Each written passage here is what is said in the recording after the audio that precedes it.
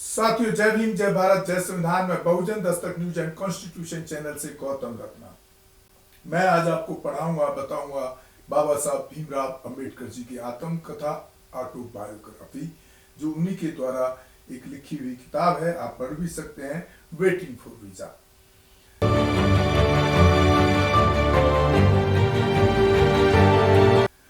और ये हमारा 9वां एपिसोड है और शायद 15-16 एपिसोड में जाकर के ये पूरा जो बाबा साहब की जो आत्मकथा पूरी कंप्लीट हो पाएगी। मैं उम्मीद करता हूँ आप लगातार देखें और डेली आपको देखने को मिलेगा। तो शुरू करते हैं साथियों। मैं जितना हो सके दोस्तों की संगति में रहता था सराय में। ये वही उस सराय की कहानी चल रही है अभी, जो पिछले एपिसोड में भी है। सराय में वापस आकर रात बिताने का विचार मेरे लिए सबसे भयावह था और मैं सराय में केवल इसलिए लौटता था क्योंकि मेरे पास आराम करने के लिए आसमान के नीचे कोई और जगह नहीं थी। सराय की पहली मंजिल पर इस बड़े हॉल में बात करने के लिए कोई साथी इंसान नहीं था। मैं पूरा बिल्कुल अकेला था।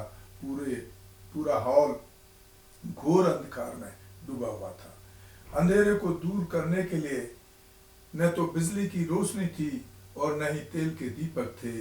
रखवाला केयरटेकर मेरे इस्तेमाल के लिए एक छोटा सा तूफानी लैंप लाता था। इसकी रोशनी कुछ इंच से आगे नहीं बढ़ सकती थी।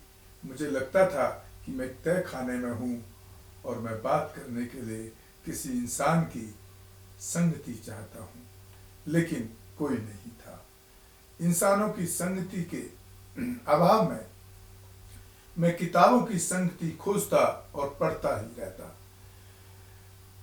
पढ़ने में लीन होकर मैं अपनी एकाकी स्थिति को भूल जाता, लेकिन हॉल में रहने वाले चमगादड़ों की चहचहाट और उड़न तमाशों ने अक्सर मेरा ध्यान भटका दिया और मेरे शरीर में ठंडी सहरन पैदा कर दी, जो मुझे याद दिलाती थी कि मैं क्या भूलने की कोशिश कर रहा था, कि मैं एक अजीब जगह पर अजीब परिस्थितियों में था।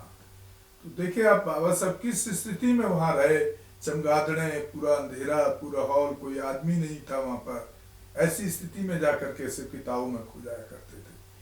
कई बार मुझे गुस्सा भी आया होगा, लेकिन मैंने अपने दुख और गुस्से की इस भावना से दबा लिया कि भले ही एक कालकोठरी थी, लेकिन ये एक आश्रय था और आश्रय न होने से आश्रय होना बेहतर है। मेरी हालत इतनी दयनीय थी कि जब मेरी बहन का बेटा मुंबई से मेरा बचा हुआ सामान लेकर आया, जिसे मैं पीछे छोड़ आया था, और जब उसने मेरी हालत देखी तो इतनी जोर से रोने लगा कि मुझे उसे तुरंत वापस भेजना पड़ा।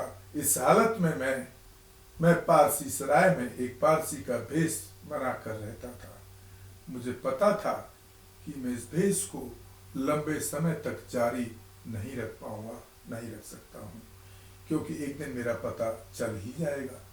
इसलिए मैं रहने के लिए एक सरकारी बंगला पाने की कोशिश कर रहा था, लेकिन प्रधानमंत्री ने मेरे अनुरोध पर उतनी तत्परता से विचार नहीं किया। मेरी याचिका एक अधिकारी से दूसरे अधिकारी के पास जाती रही और मुझे अंतिम उत्तर मिलने से पहले ही मेरी मृत्यु का दिन आ गया।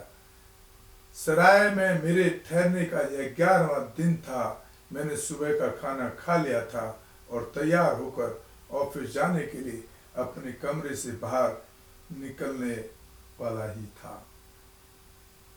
मतलब आप सोचिए कि यहाँ बाबा साहब को ये लगने लगा था कि मैं तो इस हालात में, जिस तरह से वो लिख रहे हैं, कि मतलब ऐसे लग रहा था कि मैं मरने वाला हूँ, मेरा अंतिम दिन आ गया है।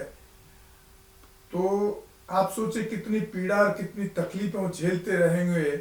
और प्रधानमंत्री से एक सरकारी जगह के रहने के इंतजाम के लिए भी उन्होंने लेटर लिखे, लेकिन वो भी इधर उधर फाइलों में घूमते रहे और उनको कोई रहने के लिए व्यवस्था नहीं की गई। तो ये बड़ा विडंबनीय है कि इतने बड़े जो पूरे वर्ल्ड के बुद्धिमान व्यक्ति, जिन्होंने इतना अध्ययन, इतनी डिग्रियां, इतनी लैंग्वेज उनको आती थी, उनको एक रहने के लिए सरकार ने घर का पेशकश नहीं किया, या उनके कहने पर भी उनको घर नहीं दिया गया, और इतनी बड़ी बड़ी तकलीफों को सहते हुए वहाँ रह करके बड़ौदा हाउस सयाजीराव गायकवाड़ के साथ जो उनका कमिटमेंट था उसको पूरा करते रहे। बहुत ही दर्दनाक बाबा साहब की जिंदगी है, उसको जितना महसूस किया जाए उतना कम है। तो साथियों, मैं आपसे यही उम्मीद करता हूँ कि आप बाबा साहब के जीवन से सीख करके जरूर आप भी कुछ न कुछ समाज को डोनेट करने की कोशिश करें, देने की कोशिश करें। किसी भी रूप में हो सकता है, जिसको हम पे बैक टू सोसाइटी बोलते हैं। चाहे वो पैसे के आर्थिक रूप में सहयोग कर सकते हैं कि किसी को जो वंचित समाज है, कोई लड़की हैं, महिलाएं हैं, उनको आप किताबों से मदद कर सकते हैं पढ़ने के लिए। क्योंकि ये बहुत, अगर आप इस तरह से बाबा साहब से प्रेरणा लेके कुछ ऐसे काम करते हैं तो एक बहुत बड़ा काम समाज के अंदर हो सकता है, ऐसा मैं मानता हूँ।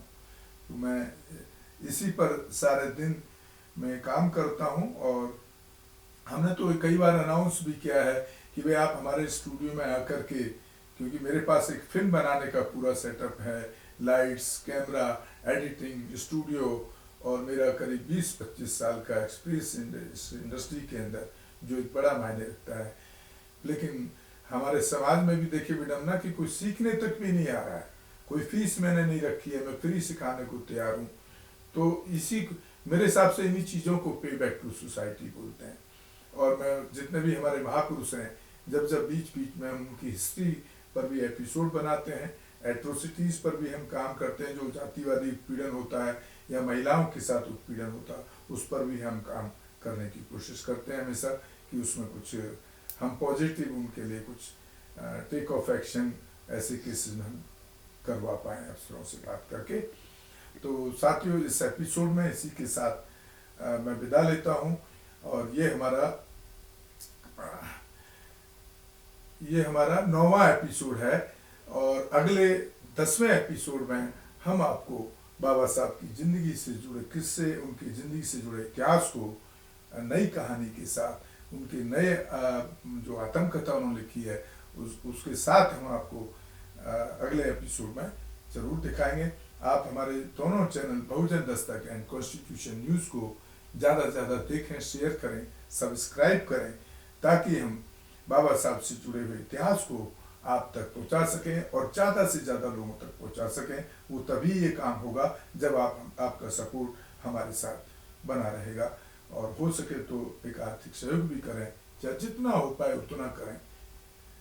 और इसी के साथ मैं आपसे विदा लेता हूँ। मिलेंगे अगले 10वें एपिसोड में नई कहानी, नई बाबा साहब की नई इतिहास के साथ, जो उनका ऐतिहासिक तथ्य हैं उनके साथ में। इसी के साथ मैं आपसे विदा लेता हूँ। जय भीम, जय भारत, जय संविधान, नमो बुद्धाय। धन्यवाद साथियों। हमारे चैनल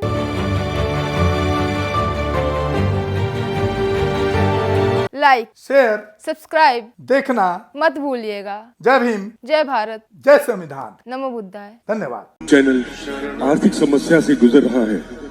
अगर आप बहुजन समाज में बाबा साहेब अम्बेडकर और तथागत बुद्ध की विचारधारा को अधिक से अधिक लोगों तक पहुंचाना चाहते हैं तो हमें आर्थिक सहयोग प्रदान करें, ताकि हम अपने चैनल के माध्यम से देश विदेश में समता, बंधुता, एकता और संवैधानिक अधिकारों को ज्यादा से ज्यादा लोगों तक पहुंचा सकें। आप अपनी सहायता राशि नीचे लिखे खाते में जमा करा सकते हैं।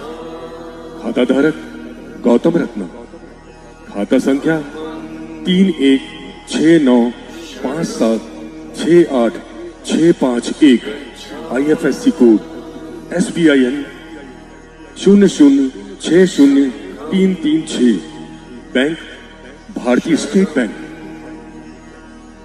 आप हमारे बैंक खाते का विवरण स्क्रीन पर भी देख सकते हैं। जय भीम, जय भीम।